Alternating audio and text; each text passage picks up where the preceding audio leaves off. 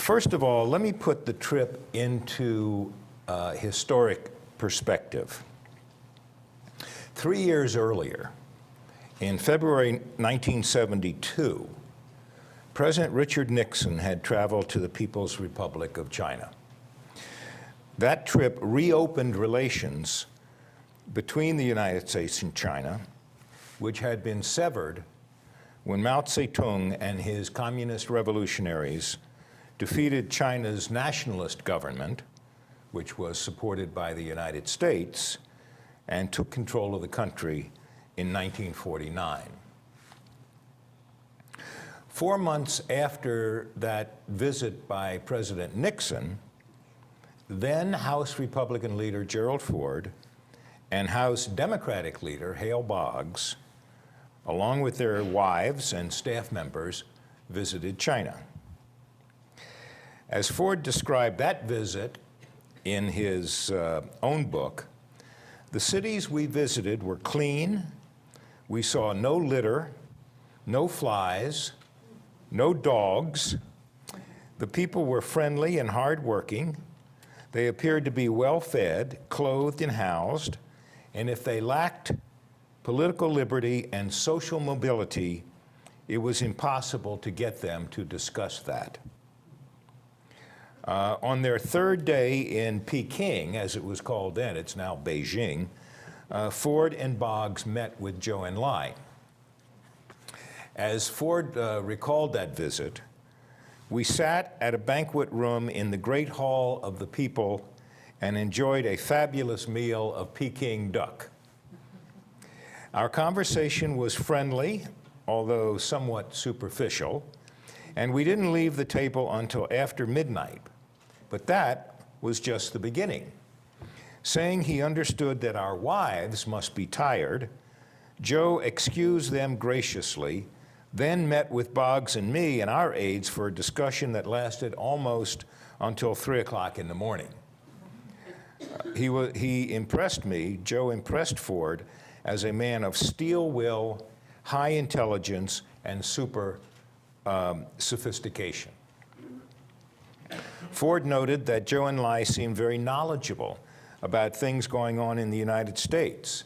For instance, he asked Congressman Boggs at one point about efforts to solve pollution problems in his hometown of New Orleans. Ford writes that during the discussions, Boggs said to Zhou, "You don't believe the Soviet Union is going to reduce its defense budget, do you?" And Zhou replied in perfect English, "Never, never, never." So that was Ford's first trip to China when he was a congressman. Let me now talk about Ford's trip as president to China in 1975. He had been president for a little more than a year. He felt it was important to maintain and improve relations and contacts with the communist government because China was becoming more and more important on the world stage. And China was interested in improving relations with Washington for economic reasons and because China wanted a counterweight to its neighbor, the Soviet Union, with whom there were tensions over border disputes, treatment of ethnic minorities, and other issues. Writing about the trip later, Ford said, "I was not about to abandon our commitment to Taiwan." That's the island off the Chinese coast to which many Chinese refugees and the former nationalist government and officials of that government had fled when the communists took over mainland China.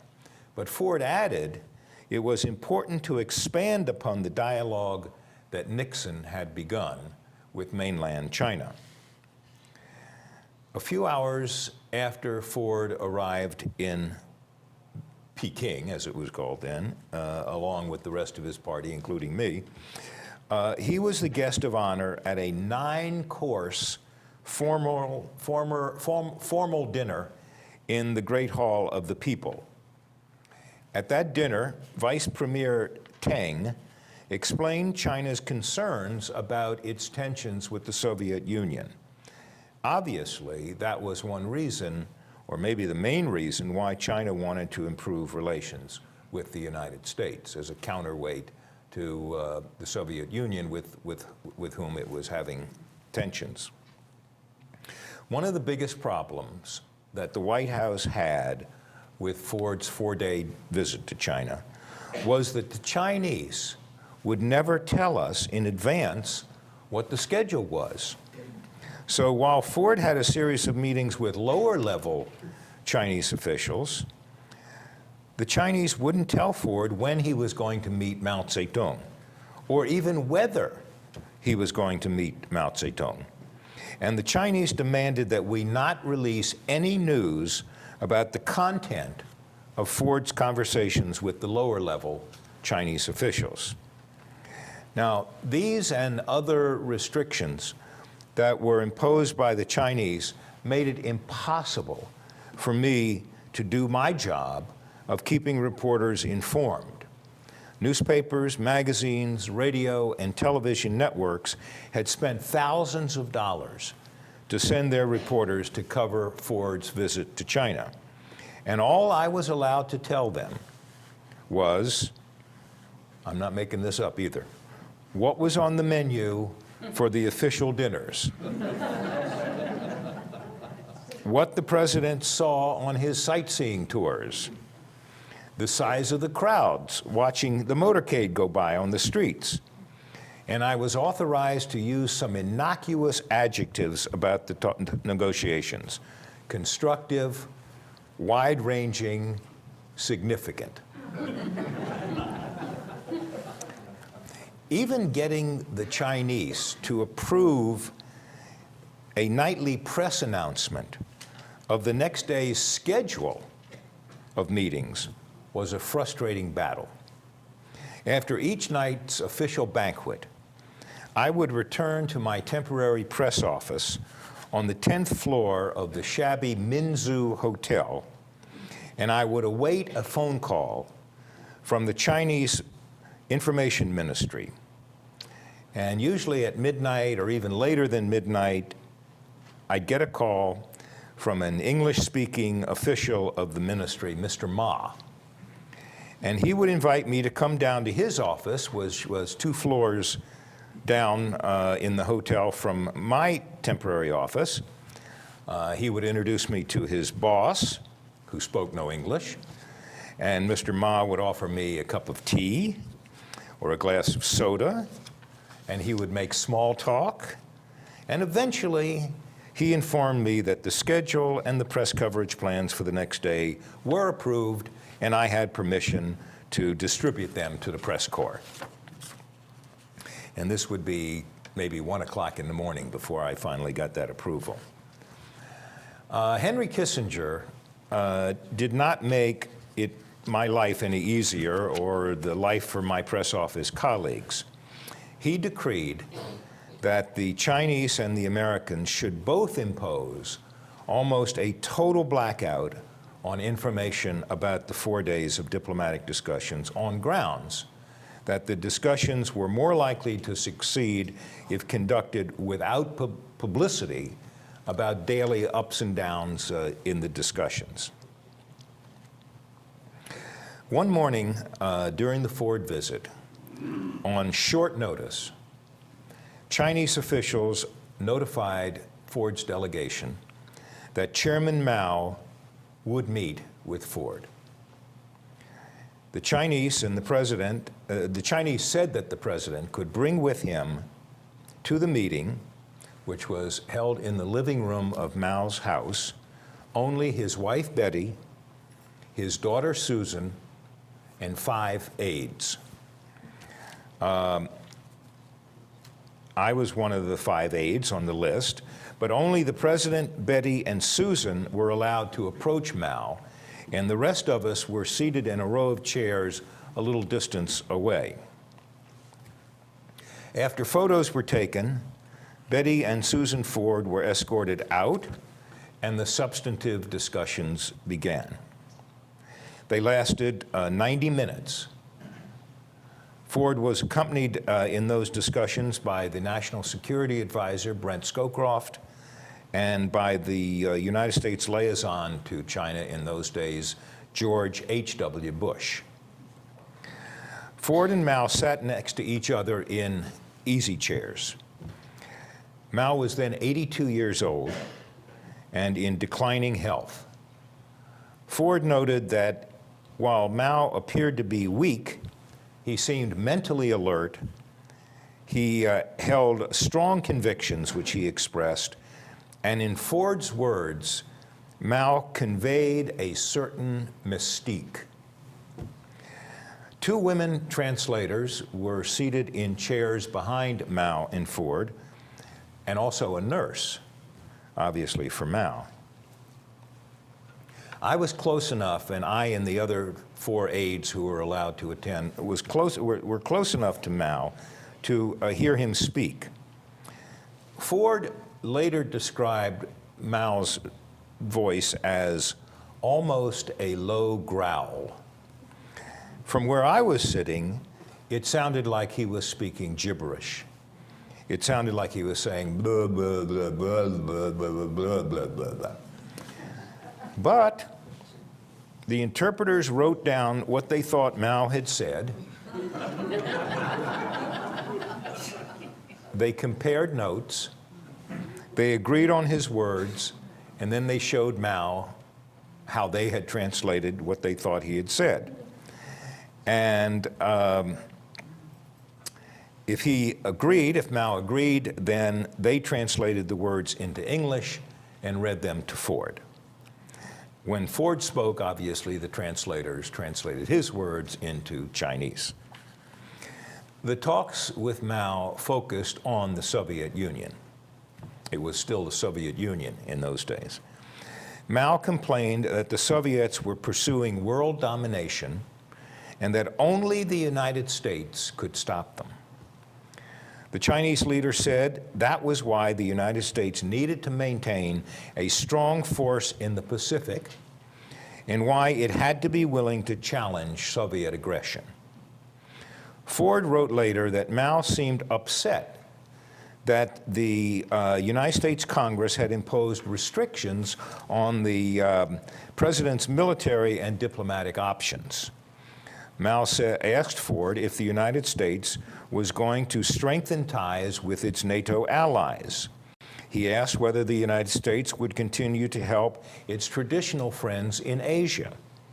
And he asked whether the United States would turn inward because of the setbacks it had suffered in Vietnam and in Cambodia. Ford wrote later that he came away from the meetings convinced that China was an implacable enemy of the Soviet Union. And he said the other Chinese leaders he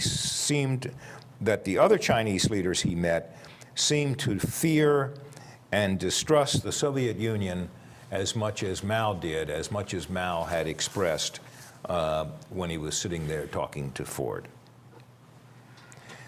After the meeting with Mao, for the rest of the trip, Ford and other American officials with him met with Vice Premier Teng. The topic was how to develop a course of action that eventually would lead to normalization of diplomatic relations between the United States and China. Ford described Teng as cordial but firm, and he recalled later that Teng did not seem in a hurry to push for full diplomatic recognition or for the United States to terminate its support of the nationalist Chinese government on Taiwan. Ford described Teng as obviously a doer, more pragmatic than theoretical, with an amazing grasp of world affairs. Ford did not meet with Premier Zhou Enlai during the China trip. Zhou was in a Peking hospital suffering from cancer. As the China visit came to an end, Secretary of State Kissinger came to the press center to brief reporters. And the reporters were angry because of the almost total blackout by the Chinese government on any news about what had transpired at Ford's meeting with Mao and other officials. Kissinger held a 45-minute press briefing. He announced that the Chinese had agreed to return the remains of 2 American airmen shot down during the Vietnam War, and to provide information on 5 other Americans who were missing in action. Kissinger also reported that Ford had told the Chinese he intended to continue improving relations with the Soviet Union despite Peking's objections. And Kissinger advised the press corps that Ford had informed the Chinese that while the United States wished to improve relations with the Peking government, it also intended to maintain an economic and cultural relationship with the Chinese nationalist government on Taiwan. Kissinger summed up Ford's trip to China this way: "We are satisfied with the visit." During the long flight to Peking, on Ford's way there was an ongoing debate aboard Air Force One about a ballet that the Chinese were planning to perform for Ford. The ballet, what I'm doing is giving you a couple of footnotes to the trip. This is obviously not a central issue of the trip, but a couple of footnotes. The ballet was called Song of the Yiming Mountains. It depicted Chinese communist troops coming to the Yiming Mountains and executing Chinese nationalist troops, an oppressive landlord, and others of the Mandarin class. Kissinger believed that the Chinese had selected this ballet in order to insult the United States for its support of the Chinese nationalist government. Kissinger said, "The Chinese will see they have made fools of us if we attend the ballet, and they will think we don't even know that they've made fools of us." That was Kissinger's argument. Richard Solomon, who I think was here not too long ago, he was a China expert on the National Security Council in those days. He said he would talk to the Chinese about changing the ballet. This was on the flight over. But Kissinger said, it's too late now. And he sort of accepted the fact that the United States was going to have to put up with having the president witness this ballet, which had a certain anti-American element to it. And the Chinese, in the end, did insist on performing the Song of the Yiming Mountains for Ford and his party. But what happened was that several members of the party, including me, were so tired from our arduous travel, from the long hours, from the heavy schedule, from the time change halfway around the world, that we fell asleep during the ballet. Now, since this ballet involves guerrilla wars and so forth, there were fake gunshots on the stage, and we woke up when we heard these gunshots. Another topic of discussion or argument during Ford's flight to China was over Ford's toast at the official banquet in Peking. Kissinger ended that debate by declaring, "No use arguing. It's just a question of how much anguish you want to go through before I get my way."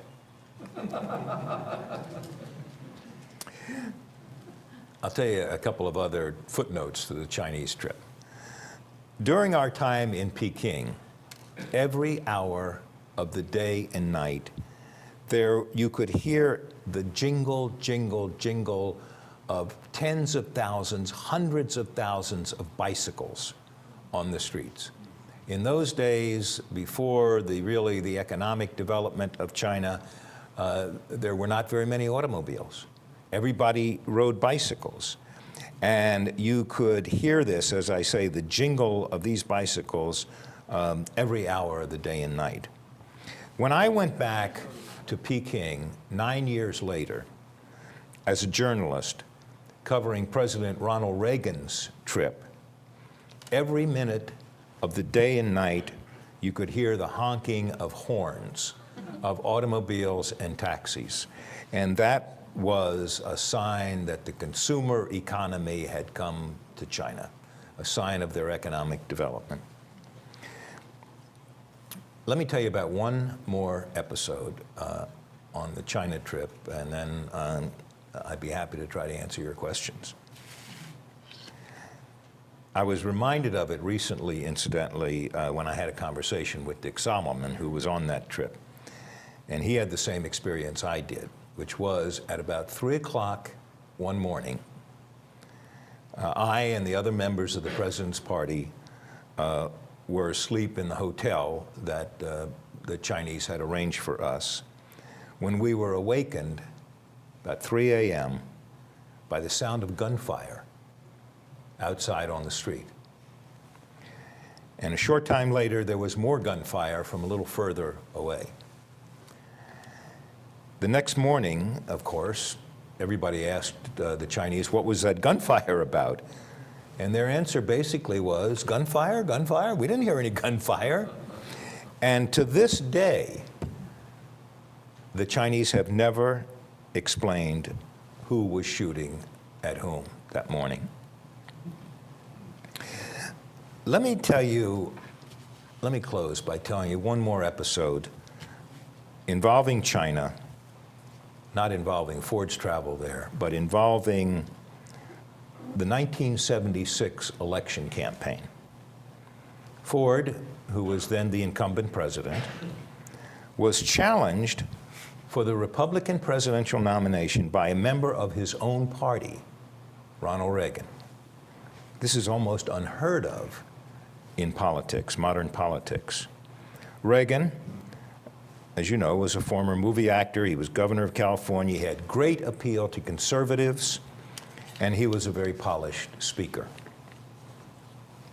In the first primary face-off between President Ford and his challenger, Ronald Reagan, was in New Hampshire, the New Hampshire primary, in February of 1976. Just a few days before that crucial vote, Richard Nixon made a highly publicized visit to China. And with Nixon back in the headlines, voters were reminded of the Watergate scandal and of Ford's unpopular pardon of Nixon. In his book, Ford recalled that on the morning of February 5th, as the primary season was beginning, an official of the Chinese liaison office in Washington handed the National Security Council the text of an announcement that was going to be released in Peking the next day. The announcement would say that Richard Nixon had accepted an invitation to visit China. A Chinese plane was coming to pick him up. Nixon would arrive in China on February 22nd, 2 days before the New Hampshire primary. Earlier in 1976, Nixon had telephoned Ford and promised to stay out of the public eye for the rest of the election year. So, as Ford recalled later, he was astounded, in his word, to learn that Nixon was going to China. Ford wrote in his book that the timing of Nixon's trip could not have been worse. Ford wrote that he knew the news media would cover the trip extensively and that those stories would remind New Hampshire voters of his connections with Nixon. As a result, Ford wrote in his book, the pardon would become an issue in the campaign, and it did.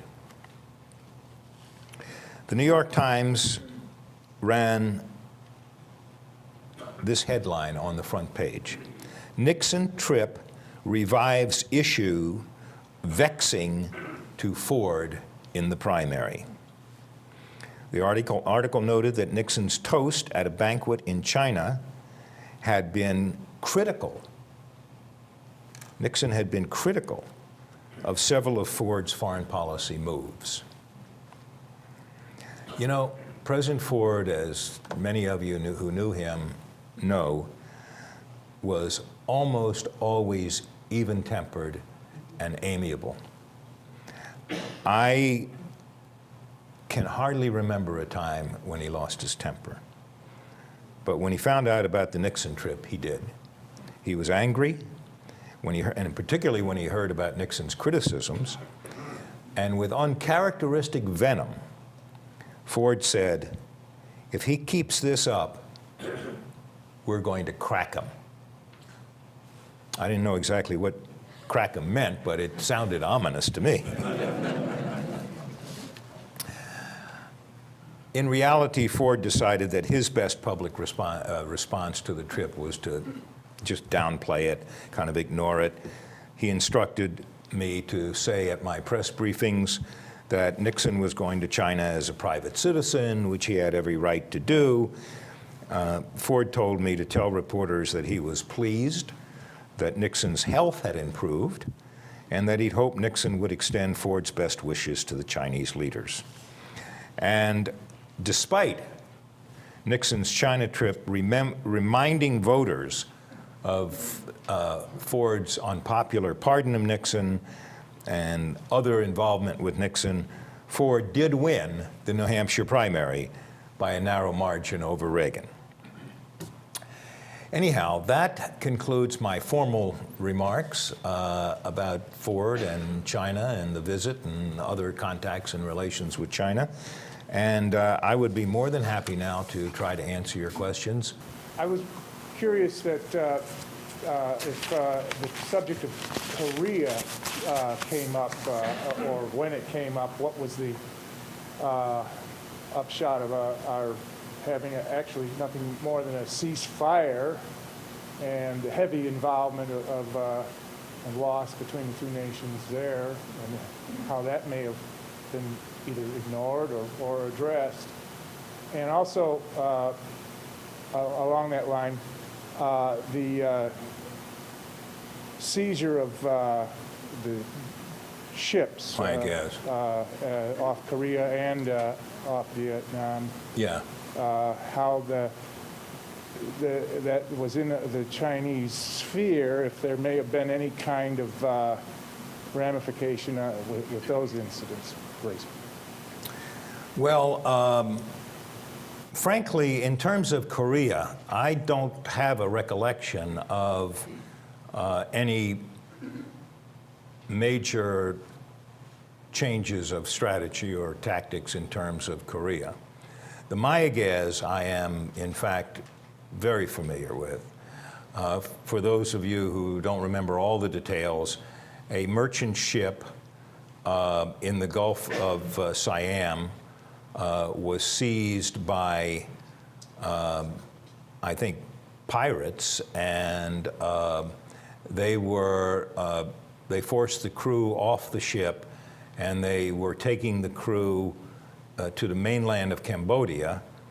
And if the crew ever was taken to the mainland of Cambodia, it was going to be very hard to get them back.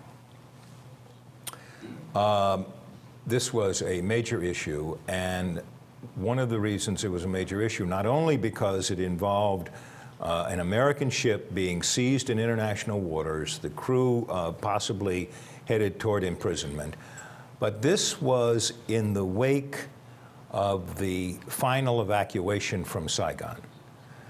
And it clearly was a test of whether, because of our desire to get out of Vietnam and end that long war, or our involvement in that long war, whether that was a signal we were going to really pull back from involvement in Asia.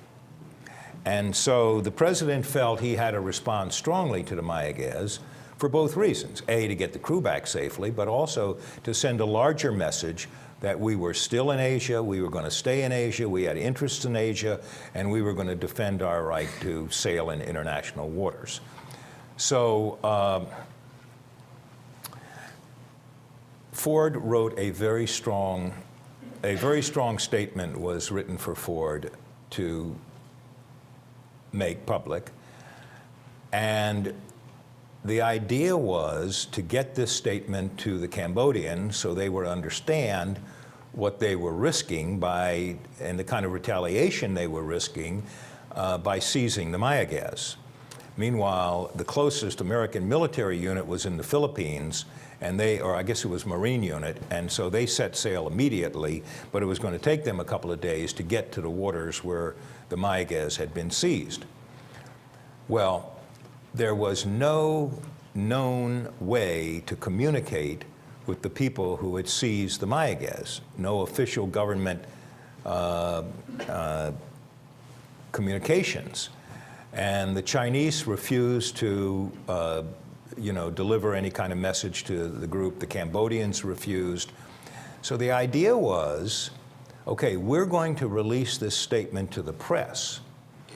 And the Reuters news agency and other international news organizations would carry the story, broadcast the story, and that these people who had seized the ship would hear about Ford's strong statement through the press. So the statement was written. I ran out into the press room, called the press together as quickly as I could.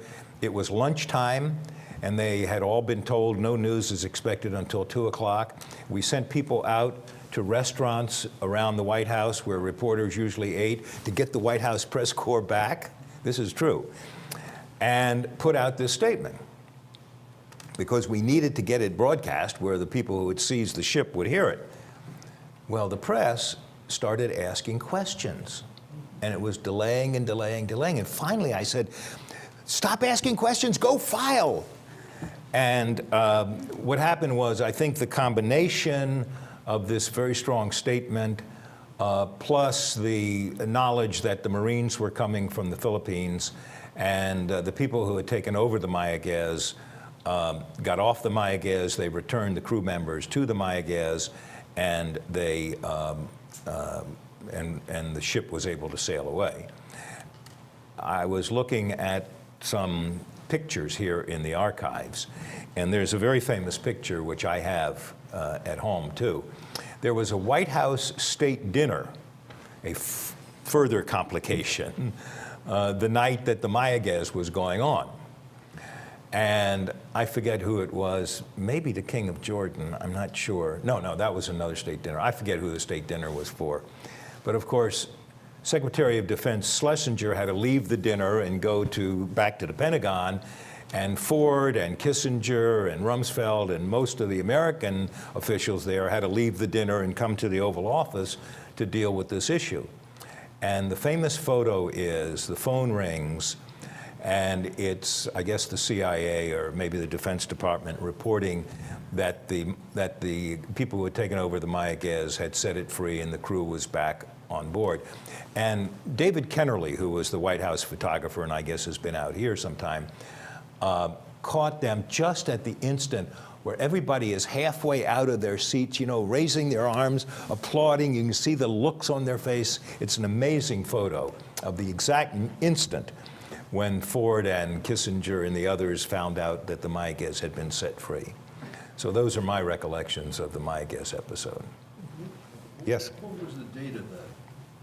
Oh my goodness. Well, Set it in context to what you've been talking about. yeah, well, I think that was the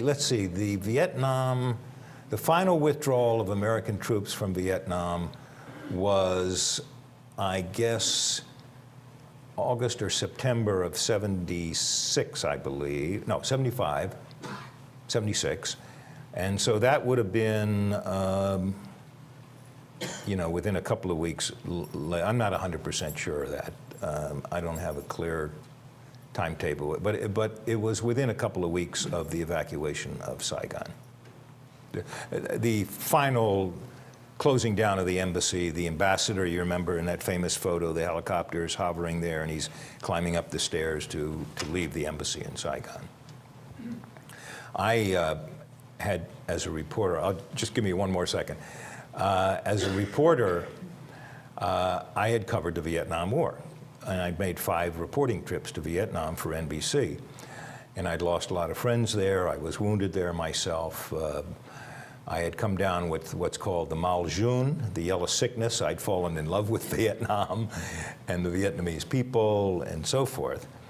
And it fell to me to stand up in public and read this statement from Ford when they did decide to evacuate and pull the American ambassador out and all the remaining Americans, you know, for America, the war is over. And I've got a tape of that, and you can hear my voice is about 5 octaves higher than usual and very quivery because it was such an emotional moment for me to announce that. Yes, sir, I'm sorry. Well, that's wonderful. Thank you for your wonderful stories. I have a political question. On another wonderful evening on campus that was an anniversary of the fall of Saigon, President Ford was on campus, and there was a reception. And there was another older man with him who looked vaguely familiar that he then introduced, and it turned out to be Gene McCarthy.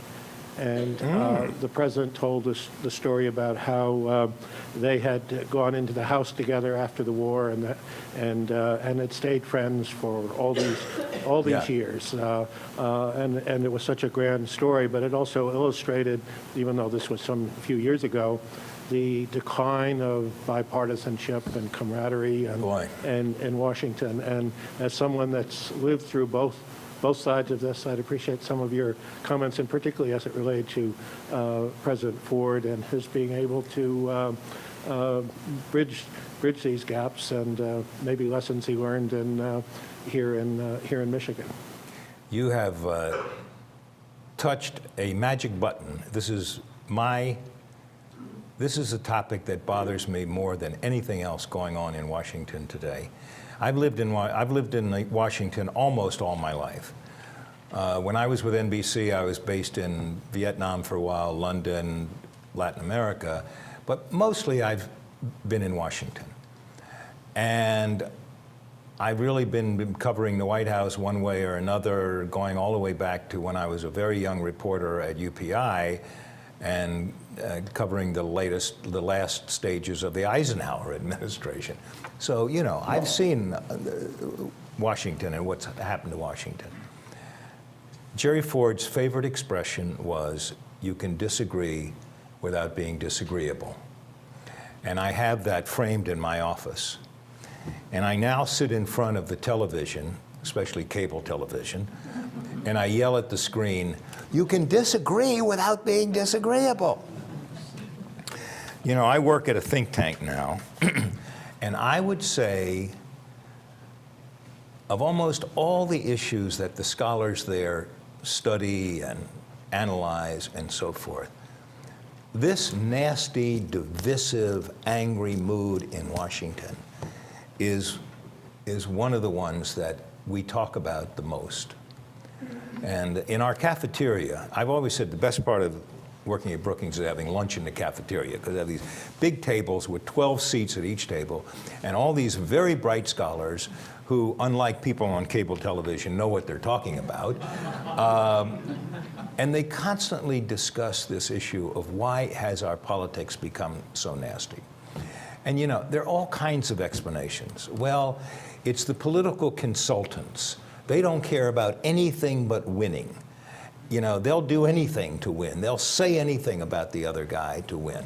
So that's one thing. Then you hear people say, well, it's really because of the jet airplane. What do you mean? Members of Congress used to live in Washington. Their families were there with them.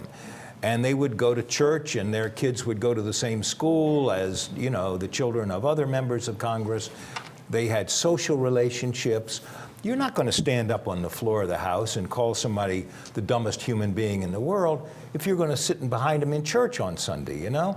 Well, with the jet airplane, these guys come to Washington on Tuesday, and they go home on Thursday. And their families live back in the home district. So they don't have these social relationships. So that's one reason. Then another reason, redistricting. You know, both the Democrats and the Republicans have drawn the boundaries of the districts so that 400 seats out of 435 in the House are safe Democratic or safe Republican. Only 35 seats are really in play. Now, if you're a congressman from one of those 400 districts, You don't have to worry about attracting independent voters or people on the other side. All you have to please is your base, because your base is big enough to win the election for you. So you can say anything you want to about the other party. And, you know, that's another reason. Cable television is cited as another reason. You know, cable television's idea of an intelligent political debate or discussion is to take somebody on the far right and somebody on the far left and put them in the front of a camera and say, yell at each other. So these are all some of the reasons why the tone in Washington is so bad. You know, it hasn't been that long ago that Tip O'Neill, from the speaker from Massachusetts, very, very liberal, he would come to the White House in the evening and sit down with Reagan, very conservative, and they would work out stuff. You know, I know you need that bill. I'll get my people to vote for it, but you got to help me with this amendment, you know, that kind of thing. Somebody asked O'Neill about, you know, why are you going down there and talking to that conservative? And O'Neill's answer was, hey, just a couple of old Irish working guys getting together after work for a drink. Can you imagine, can your mind hold the picture of Nancy Pelosi going to the White House in the evening and talking to George Bush? I don't think so. You know, those things don't happen anymore. You know, when Sam Rayburn was Speaker of the House, he had what he called the Board of Education. 5 o'clock every evening, Republican and Democratic leaders of the Senate and House would get together in his office, have a pop, and work stuff out. You know, I'll vote for that, but you got to help me with this, that kind of thing. And it just doesn't exist anymore in Washington, and that's why the mood is so nasty. And, you know, what's going to make this go away? I mean, look at the election we just had, the congressional election. It seemed to me that voters were saying not that they liked Republicans more than Democrats or Tea Party or whatever. They were saying, we don't like the way you're acting and doing business in Washington. That's what I believe they were saying. And, you know, so what message do the people in Washington get? Well, you know, the president's message seemed to be, oh, if I'd only been able to explain more clearly to these people what I'm trying to achieve, the election wouldn't have turned out that way. You know, I don't know what's, you know, I have this idea for a book I want to write about, a novel about a guy who is a political leader, and he declares a benevolent dictatorship for 5 years, sends Congress home, does all the things that need to be done, and then turns it back to the old system and says, now don't screw it up again, you know. Oh, you're going to buy that book if I write it? Oh, good. Well, Anyhow, I don't have the answer to your question, but you're totally right about the mood in Washington. And even Mr. Ford's pardon of President Nixon, even though it's credited with lots of problems for him, I don't remember the viciousness about that either. It seemed to be, I mean, as my personal opinion, it seemed to be the right thing to do, to get on with it and move on. But again, the idea of him and Gene McCarthy, two old men being together this evening, is a great memory. So thank you. Well, let me follow up something on what you say about the pardon, because you know, that was a central event of the Ford administration. It may have cost him the election in '76. You know, what President Ford said was he was spending 20% of his time on leftover Nixon matters, and his staff was spending 20% of its time on leftover Nixon matters. And he couldn't afford to devote that much time. He had plenty of current problems on his plate. And that the way to get this off the plate was to grant the pardon. And, you know, he certainly paid a price for it, but I think his reasoning was right. You know, otherwise, there would have been trials, and there would have been congressional hearings, and that, it would have totally diverted the nation at a time when we were in a war, when the economy was going sour, when there were many challenges around the world, and he just decided he needed to get that off his plate and off the government's plate so he could concentrate on today's issue. As I say, he paid, I think a high price for doing that, but I think he always believed it was the right thing to do. And in a way, the pardon was responsible for my coming to the White House because his first press secretary, Jerry Torhorst, as I said, from Michigan, a newspaper reporter from Michigan, old friend of Ford's, resigned to protest the pardon. And that's when Ford asked me to be the press secretary. And I had a different concept of the job than Jerry did. And I was asked at my briefing a lot, whether I agreed with Ford on this or, did I think he was doing the right thing? And my answer was always, who gives a damn?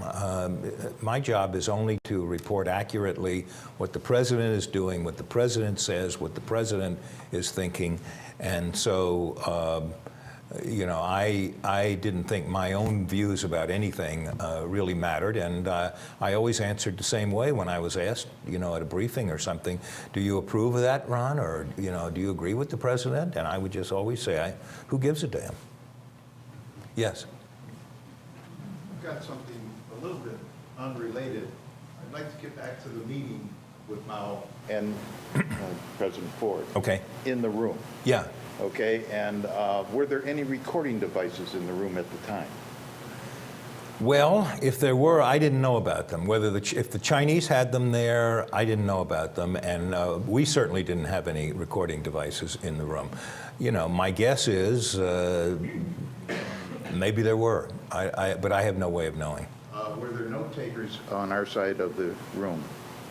No, because all the, as I said, the two women and the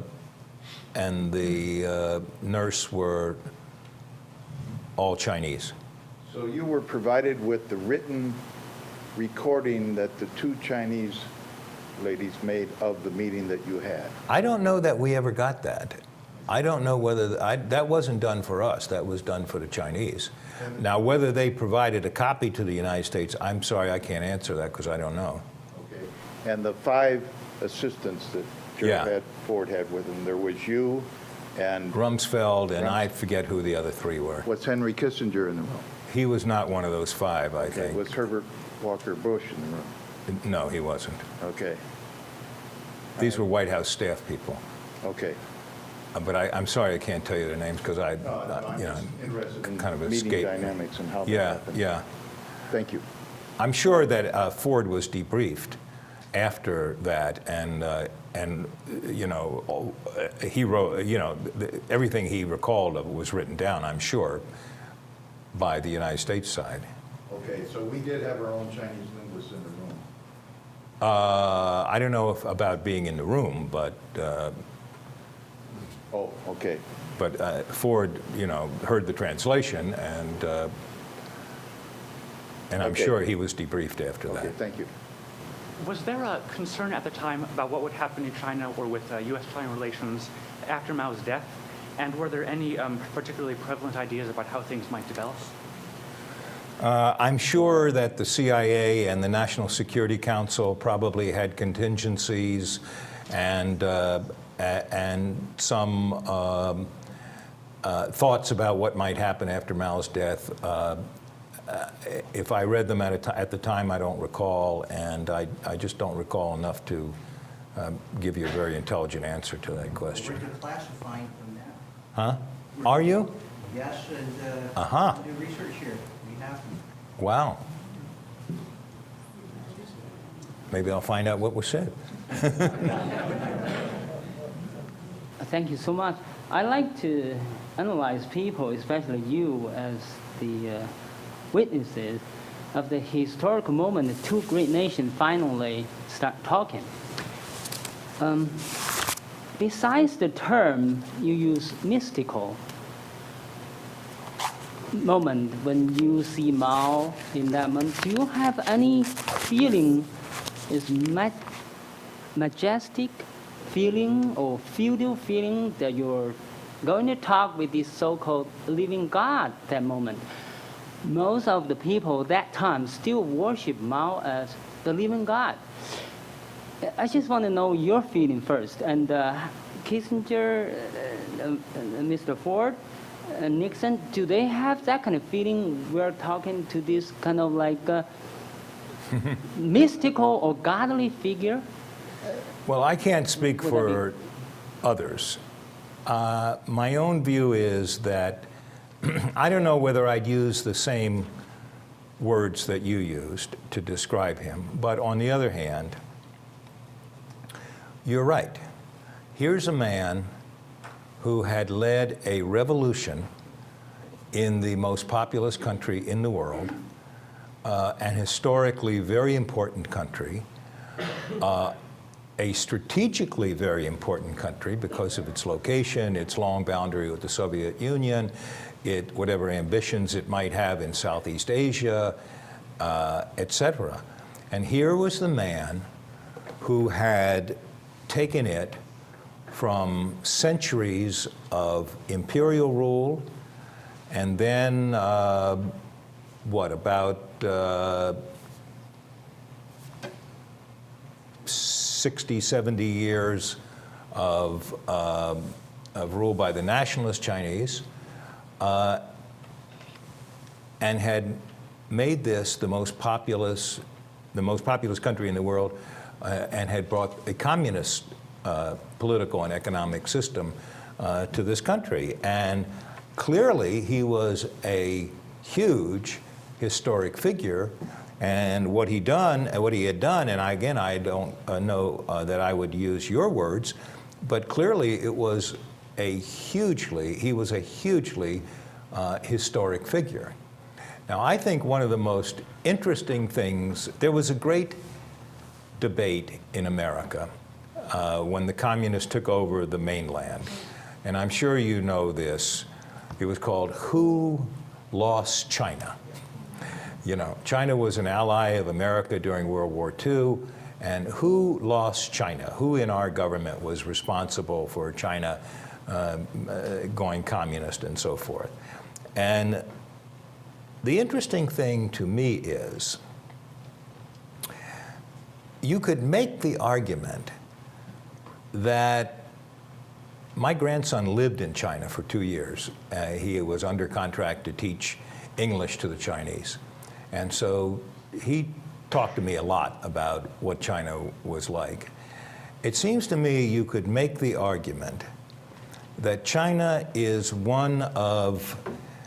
has a capitalist economic system and a communist political system. It's growing very fast. It's got factories and Nike shoe factories and all kinds of other, signs of taking part in the modern economy. And so I think the shorthand of, communist China doesn't really apply anymore. I mean, yes, the political system is communist, but the economic system is something different from the, government ownership of the means of production and so forth. I was wondering, is there one individual or event that stands out that you had not talked about on your trip to China? And second part to that is, on the press corps, who was the most persistent individual who kept badgering you for more information? Well, it's hard to narrow that down, In terms of one event on the China trip that stands out that I haven't talked about, I think I've told you about everything, both from the official discussions and meetings into the more the jingle jangle and all the personal things and the gunfire at night and so forth. I was amazed myself when I went back to China during the Reagan trip to see, how different it had become. I mean, really, really amazing, just in a, less than 10 years, or a little more than 10 years. Your other question was what? What reporter? Oh, yeah. Greatest challenge? Well, look, there are serious White House reporters who, understand that I'm there that they need to ask questions to get information from which to write their stories. I'm an old-fashioned journalist, I believe that you ask questions to get information on who, what, where, why, when, and how. And then that's what you write your story from. As I say, partly because of the suspicion of the White House as a result of Watergate, and also a growing sense by reporters that that they had reached their own conclusions, and they framed their questions in that form. And that's why you'd get questions saying, don't you realize, Ron, that, or are you trying to tell us that, or why don't you understand that, and so forth. I would say, just at random, that Helen Thomas was difficult. Now, you have to understand, I've known Helen for a very long time. We were both young reporters in the 1950s at the UPI. And Helen, all the way back then, could not write a story. She'd go out and cover a story, and she'd come back with all these notes, and she'd say, well, I mean, I don't know what you'd have to help her write the story. Now, I don't want to take anything away from Helen. She was a pioneer woman journalist. I have in my office a photo of my White House briefing, one of my White House briefings. This was in the 1970s. The photographer is over here. So you see me at the podium, and you see the audience out there. All men, one woman, Helen Thomas. The entire White House press corps, with the exception of Helen, was male. Look at how far we've come. So in that sense, Helen was a pioneer, and she deserves to be recognized for that. Now, she wasn't a very good reporter or a very good writer. She was a non-writer. And, but she has this reputation of having been a pioneer woman reporter, and I don't want to say anything to detract from that, because clearly she was. But, in terms of writing stories and so forth, she really didn't do much of that. I think the fact that her career ended in such a terrible way, as you know, Helen is Lebanese, and made a remark that was considered anti-Semitic, I think, and was fired by the news service that she worked for. It's a terrible way to end a career, and she was a pioneer. She was not the first, but one of the first women White House correspondents. And I think she deserves to be remembered for that, and not for something she said, late in her life that was not a good thing to say. Yes? Thank you. How many in the U.S. delegation to China could speak Chinese? Good question. I don't know the answer. My guess is very few. I would guess very few. I don't think George H.W. Bush spoke Chinese. I don't think Dick Solomon spoke Chinese. I'm sure there were some State Department or CIA people who spoke Chinese, but I don't think it probably was very many. Thank you very much. Well, thank you so much. My honor. Thank you very much.